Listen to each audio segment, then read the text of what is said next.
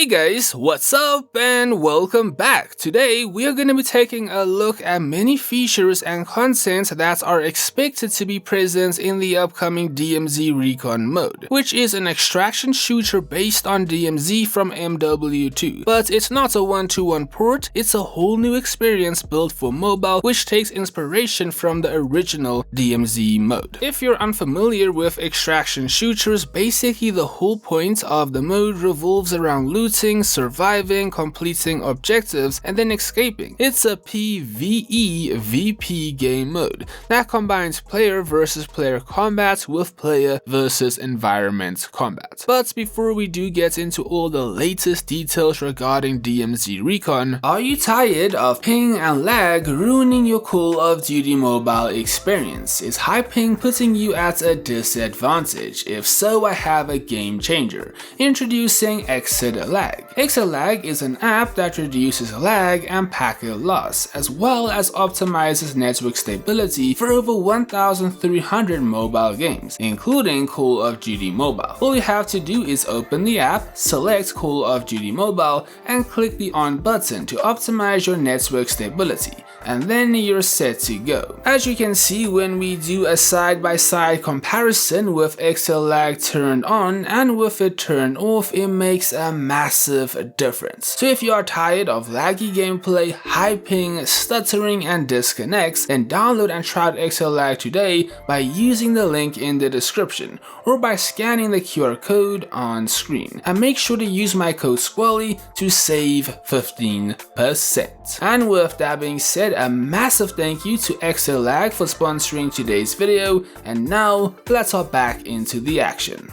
So, let's begin with the core features. DMZ Recon is designed around a squad format, 3-player squads to be exact, and we currently have no information regarding if a solo mode is also going to be implemented. Next, we have a dedicated loadout system. A completely new separate loadout menu has been created specifically for DMZ operations. Players also maintain a unique inventory system which is exclusive to DMZ, and it is distinct from multiplayer and battle royale. Operator skills will also be present in the experience, and players can select and upgrade unique operator skills via a skill tree. Yes, skill trees will be available in DMZ, and skill progression is achieved by completing missions and tasks assigned by NPC agents. Next, let's discuss the new faction system.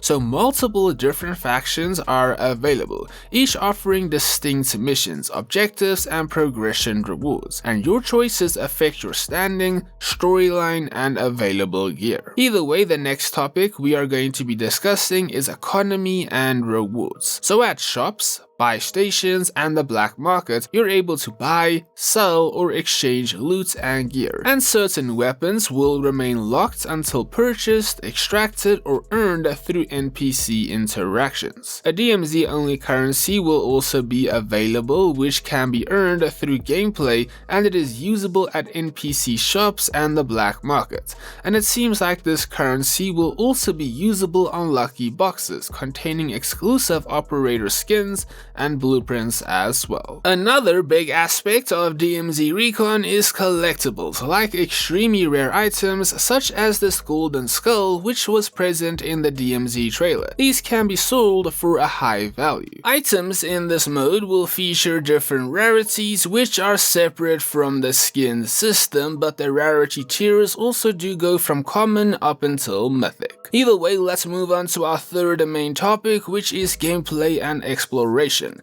Starting with radiation zones, which are high tier loot zones that are contaminated by radiation and require a protective mask that are going to deteriorate over time, emphasizing quick and strategic looting at these areas. Next, we have boss encounters and weapon cases. So special boss fights will reward players with exclusive weapon cases and valuable loot. These should be quite quite fun and difficult challenges to complete. Easter eggs and hidden secrets will also be scattered around the map to encourage exploration, and players will be rewarded for finding them. Either way, let's discuss map design and combat style. The DMZ map was designed with intricate, combat-focused environments that demand tactical and strategic gameplay. Each map zone features different factions, difficulty levels, and rewards. Basically, the DMZ map is unlike no other map which COD Mobile has made thus far. And when it comes to extracting from the map, multiple evacuation options are available, consisting of a train, a helicopter, and a boat. Next, we move to meta and progression, beginning with weapon unlocks and progression. DMZ features its own weapon progression system, separate from MP and BR. Weapons need to be unlocked, extracted, or purchased within DMZ to be used, and weapon skins can be applied after the weapon has been unlocked. Now, through skill trees, players can specialize through branching skill trees to enhance their preferred play style.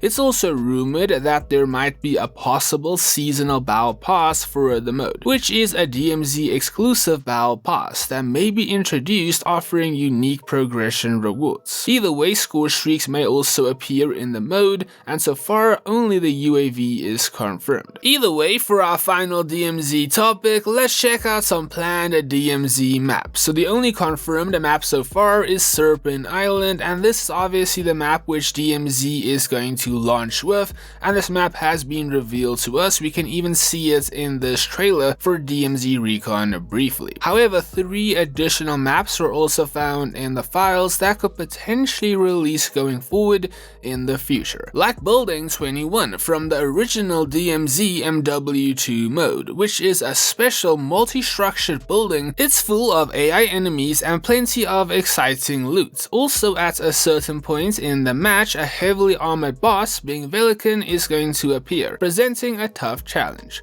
Also, to exfil from the map, you need to use one of the several elevators to leave the facility. Either way, the next map is Ural Mountains, which is a scrapped BR map from the original Warzone, meant to have launched during Cold War. It never ended up releasing and was scrapped, but interestingly, a bunch of POIs from Ural Mountains was used to create Cry for COD Mobile, and now it looks like the actual map could potentially be coming to Codm for DMZ Recon at some point in the future. Potentially, of course. The final map is known as Map Max, which is just a code name, and that's all we know about that particular map at this point in time. Either way, that was a quick rundown of a bunch of features that are expected to be present in DMZ Recon. However, I do want to say that this info is subject to change before the mode does officially launch, so please keep that in mind. I also do want to say a DMZ Recon test server is expected to launch on the 11th of November for the Chinese version. So when that does go live, we will learn a lot regarding the mode, and we should also be seeing our first gameplay of the mode and our first look at the new Serpent Island map, as well as more. So basically, make sure to stay tuned to the channel because I'll be covering all that info right here as soon as it does drop. Also, if you're wondering when DMZ Recon will be releasing, we currently have no official info, besides that it is going to be releasing soon. But according to leakers, the 6th anniversary campaign